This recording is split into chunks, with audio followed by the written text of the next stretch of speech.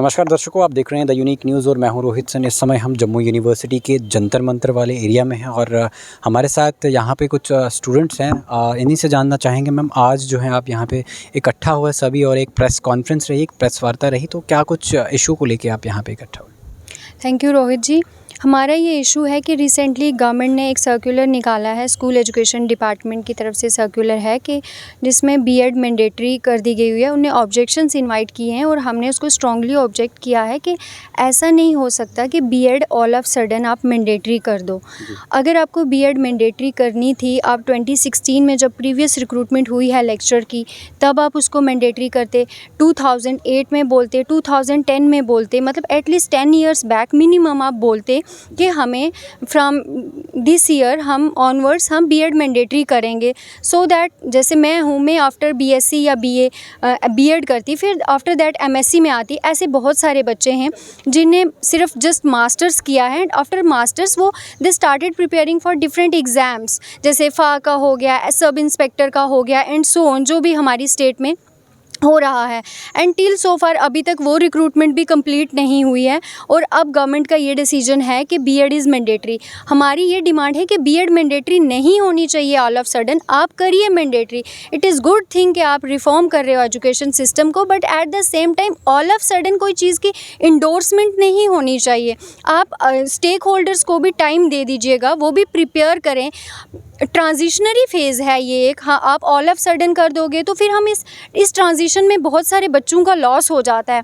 अब देखिए कुछ लोग मास्टर्स के बाद डायरेक्टली आफ्टर नेट सेट वो पीएचडी में आ जाते हैं। पीएचडी डिपेंड करता है आपका आपने अपनी प्रॉब्लम कैसे डिज़ाइन किया, आपकी हाइपोथेसिस कैसे है, इसमें 5 to 7 ईयर्स लग सकते हैं। कुछ का जल्दी हो जाता है, डिपेंड करता है उनका वर्क कैसा था, कुछ का बहुत लेट होता है, ये वेरी करता रहता है subject to subject, scholar to scholar, guide to guide and so on, and number of factors होते हैं यहाँ पे।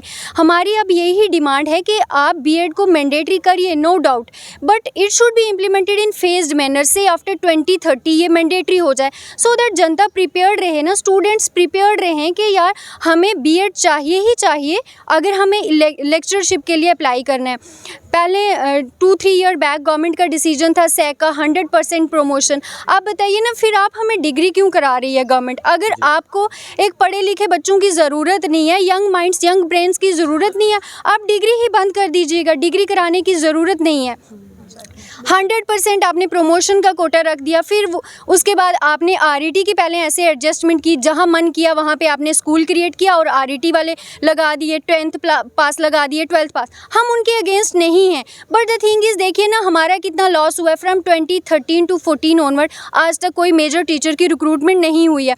आप बताओ ये 10 सालों में जो इतने ग्रेजुएट बच्चे निकले, जो पोस्ट ग्रेजुएट बच्चे निकले, हम कहाँ जाएंगे? हमारी जो स्टेट है से यूनियन टेरिटरी, उसमें अनएम्प्लॉयमेंट रेट इतना हाई है, तो हमारे मतलब on one side government is talking about mental health, लेकिन एट द सेम टाइम वो हमें मेंटली हरासमेंट हो रही है, हम पे बहुत प्रेशर है, हमें जॉब्स नहीं मिल रही, जॉब एवेन्यूज़ नहीं है, एंटरप्रेन्योरशिप इतना अच्छा नहीं चल रहा है, हम कहाँ जाएं? बीच में मैं आपसे एक प्रश्न करना चाहूँगा कि इसके लिए ये कहा जा रहा है, आप ही लोगों द्वारा ये कहा गया कि प्रोटेस्ट भी किया और साथ ही साथ डिविजनल कमिश्नर के पास भी एक लेटर हेड गया, तो उस चीज़ के बारे में क्या कुछ कहना हाँ चाहेंगे? जी सर, हमने एक प्रोटेस्ट करा, उसके बाद हमारी डिवकॉम सर से मीटिंग हुई और डिवकॉम सर ने अश्योर किया है कि हम जो है आपकी ग्रीवेंसेस को फर्दर जो भी है वो हायर अथॉरिटी तक पहुंचाएंगे, और अश्योर किया है कि जो भी है वो एक्टिव रिड्रेसल होगा इसका, और हम होपफुल हैं कि ये फेज्ड मैनर में ही इम्प्लीमेंटेशन होना चाहिए। We are not against the rule, हम नहीं चाहते हैं कि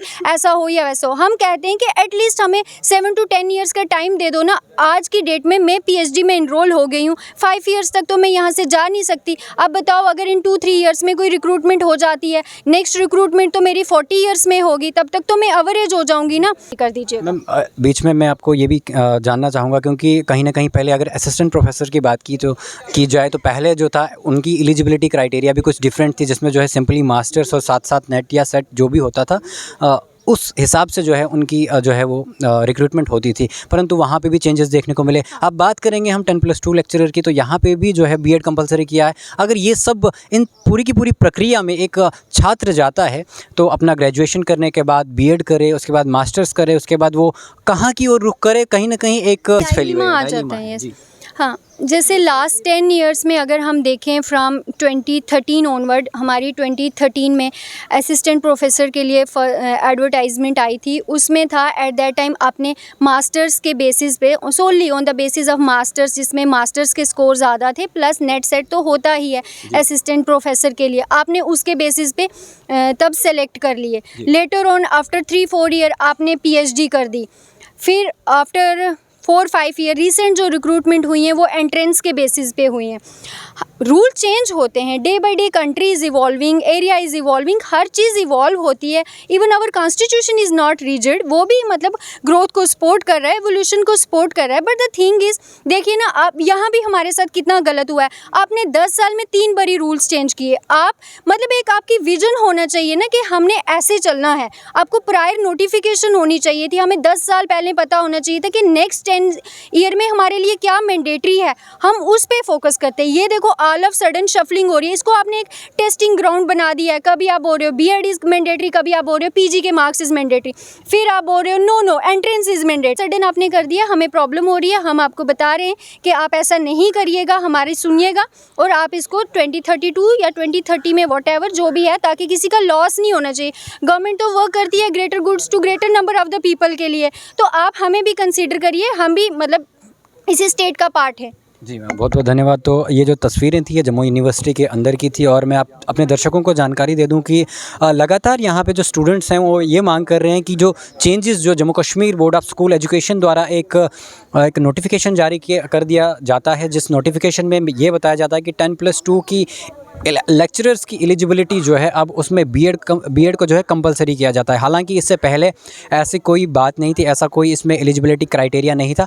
अब अचानक से जो ये एलिजिबिलिटी क्राइटेरिया को चेंज कर दिया गया है, इसमें से जो है कई सारे ऐसे स्टूडेंट्स हैं जिन्होंने सिंपल अपना PG पोस्ट ग्रेजुएशन, अपना मास्टर्स किया हुआ है, जिनके पास जो है बीएड या उसके अलावा कोई अदर एलिजिबिलिटी नहीं है। कई सारे इसमें से ऐसे हैं जिन्होंने अपना PG करने के बाद, पोस्ट ग्रेजुएशन करने के बाद अपनी रिसर्च वर्क के लिए चले गए हुए हैं विदाउट एनी बीएड। तो ये कहीं ना कहीं उन स्टूडेंट्स के साथ खिलवाड़ है जो स्टूडेंट्स इस समय मास्टर्स और अपना रिसर्च वर्क में चले गए हुए हैं। तो कहीं ना कहीं इन स्टूडेंट्स की लगातार यही मांग है कि इस जो नोटिफिकेशन है या जो ये एलिजिबिलिटी क्राइटेरिया है, इसमें कहीं ना कहीं रिफॉर्म लाने की ज़रूरत है। तो ये कुछ अपडेट थी जम्मू से। तो इसी तरह के अपडेट्स पाने के लिए आप जुड़े रहिए द यूनिक न्यूज़ के साथ। मैं रोहित सेन, वीडियो जर्नलिस्ट इशमीत कुर के साथ। नमस्कार।